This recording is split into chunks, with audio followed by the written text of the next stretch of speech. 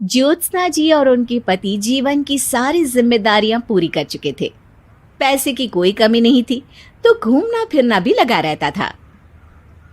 अरे बेटी के घर जाकर तो मजा ही आ गया, लेकिन विदेश से अच्छा तो देश ही लगता है।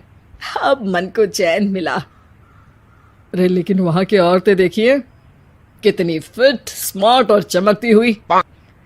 आदत से तो बाज नहीं आओगे आप।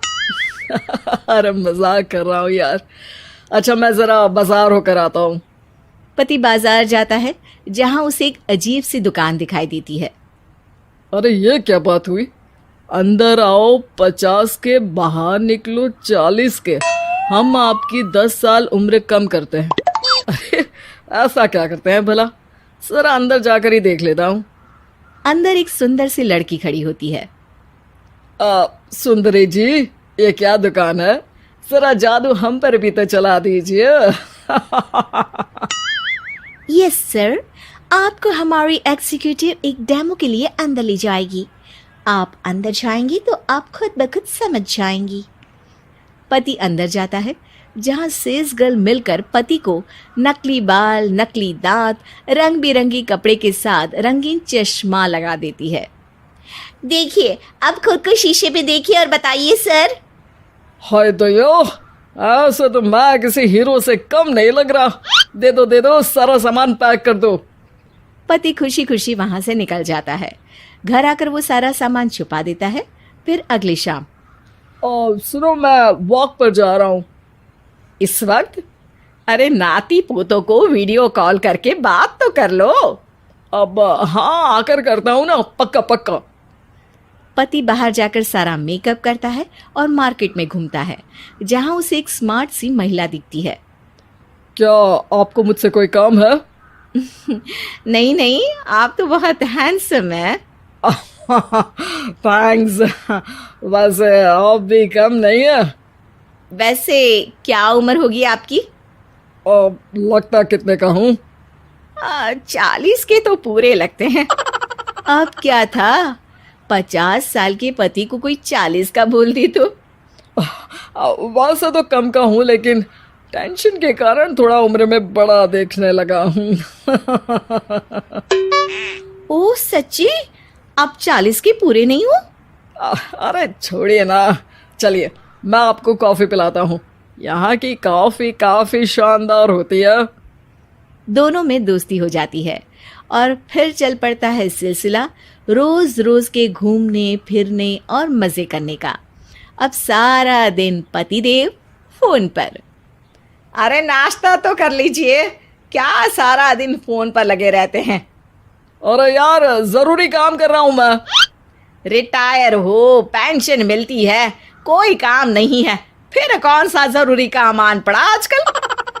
अरे एक प्रोजेक्ट के सोशल नेटवर्किंग का काम है, उसी पर काम कर रहा हूँ। ठीक है, चलो अब नाश्ता कर लो, देर हो रही है। पति अपना नकली सारा सामान बिस्तर के पास छुपा कर सोता, सुबह चुपके से पहनकर बाहर जाता और घर आने पर उतार देता। एक दिन पड़ोसन कहती है, अरे ज्योत्सना बहन, तुम लोगों के घर कोई हैंडसम सा आदमी रहने आया है क्या? अरे कहाँ यार, मैं और ये दो ही तो लोग हैं घर में। हैंडसम सी शक्ल देखे तो मुझे भी जमाना हो गया है। अरे पता नहीं, वो जाता तो तुम्हारे ही घर में है, क्या पता कौन होगा। अरे तुम्हारी उम्र हो रही है ना, और भाई साहब को भी गए 5 साल हो गए, शायद इसीलिए अब सारे हैंडसम नजर आ रहे होंगे। पड़ोसन भी ज्योत्सना की बात पर मुस्कुराकर वहां से चली जाती है। एक दिन, अरे सुनो जी, बहू बेटा और पोता आ रहे हैं, कुछ दिनों के लिए वो हमारे साथ ही रहेंगे। अरे शिट यार, ये क्या है? बेटे ने तो कर ली शादी, अब क्या करने आ रहा है यहाँ पर? अरे कैसे बात कर रहे हो जी, इस उम्र में तो माता पिता तरसते हैं कि बच्चे आकर साथ रहे, लेकिन आप है कि। अरे ठीक है ना, लेकिन अब देखो सभी व्यस्त हैं अपनी जिंदगी में, ये लोग आएंगे रहेंगे, कितनी डिस्टर्ब हो जाएगी लाइफ। कैसी बात कर रहे हो? अरे जैसे बहुत हैपनिंग है ना तुम्हारी लाइफ, तो जो बच्चों के आने से डिस्टर्ब हो जाएगी। अरे दिन काटने मुश्किल होते हैं, बच्चे आ जाएंगे तो थोड़ा दिन रात पता तो चलेगा। ओफो, ठीक है, लेकिन बोल देना कि ना कोई मेरे कमरे में आए, ना मेरी लाइफ पे दखल दे कि मैं कहाँ जा रहा हूँ, क्या कर रहा हूँ, समझी? खैर, वो दिन भी आ जाता है जब बहू, बेटा और पोता उन लोगों के घर आते हैं। एक दिन, माँ जी, आज मेड नहीं आई है तो मैं आप लोगों के कमरे में झाड़ू लगा देती हूँ। अरे नहीं बहू, वो तेरे पापा को ना पसंद नहीं है कि कोई उनके कमरे में जाए। तू छोड़ ना, मैं खुद ही लगा दूंगी। सास को समझ में नहीं आता कि आखिर उसके पति ने किसी को कमरे में जाने से मना क्यों कर रखा है। खैर, वो साफ सफाई करके बाहर निकल आती है, लेकिन कहते हैं ना, बच्चा तो अबोध होता है, उसे किसी बात का क्या पता। वो खेलते खेलते दादा के बिस्तर तक पहुंच जाता है और बाहर ले आता है दादा का वो सारा सामान जो वो लगाकर घूमते थे। ज्योत्सना की नजर उस सामान पर पड़ती है। वो बच्चे से पकड़कर कमरे में लाती है और पैकेट खोलकर देखती है। हाय रे दैया, ये क्या? लग रहा है कि आजकल ये प्रोजेक्ट नया मिला हुआ है। बेटे बहू के जाने के बाद ज्योत्सना सोचती है कि वो बात करेगी, लेकिन फिर अरे खुद से बात करूंगी तो मुकर जाएंगे। पता लगाना होगा कि माजरा क्या है। कुछ दिनों बाद, अरे यार, ये बच्चे लोगों के आने से लाइफ ना बड़ी डिस्टर्ब सी रही। मैं कुछ देर के लिए वॉक पर जा रहा हूँ, आराम से आऊँगा 2-4 घंटों के बाद, ठीक है? मैं क्या सोच रही हूँ कि मैं भी आपके साथ चलती हूँ। अरे थोड़ा रिलैक्स मैं भी तो हो जाऊं। हाँ, पड़ोस वाली बुढ़िया के साथ नीचे पार्क में जाकर वॉक करके आ जाओ।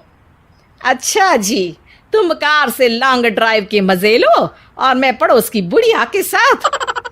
पति नहीं मानता और अपना पैकेट और कार लेकर निकल जाता है।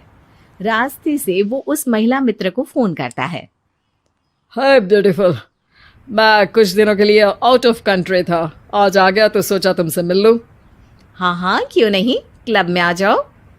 पति क्लब में पहुंचता है, सारा नकली सामान चिपका भी लेता है, लेकिन उसे पता नहीं होता कि ज्योत्सना ने सबका गोंद निकाल दिया है। ओ बेबी, मैंने आपको बहुत मिस किया। मैंने भी। लेकिन वो जैसे ही हंसता है, उसके नकली बाल गिरकर हाथ में आ जाते हैं, जिससे उसका सर गंजा दिखता है। ओ ये क्या? तभी उसका दांत भी हाथ में आ जाता है और ज्योत्सना के पति का सारा बुढ़ापा उसकी दोस्त के सामने आ जाता है। हे भगवान, अंकल जी कौन है आप? क्या ऐसी बात कर रही हो अंकल? मैं तो तुम्हारा दोस्त हूँ। अरे पर हो तो अंकल ही ना। नकली दांत, नकली बाल और क्या क्या नकली है। पति को गुस्सा आ जाता है। वो महिला के बाल पकड़कर खींचता है, जिसके बाद उसका बाल भी उसके हाथ में आ जाता है और महिला के सारे पके बाल सामने आ जाते हैं। ओह, तो तुम भी उसी दुकान से हो? जाओ 50 की निकलो 40 के। हाँ, बढ़िया आई मुझे अंकल कहने वाली। लेकिन ये समझ में नहीं आ रहा कि मेरे बाल और दांत बाहर कैसे आ गए। तभी वहां ज्योत्सना आ जाती है। जी, मेरी वजह से।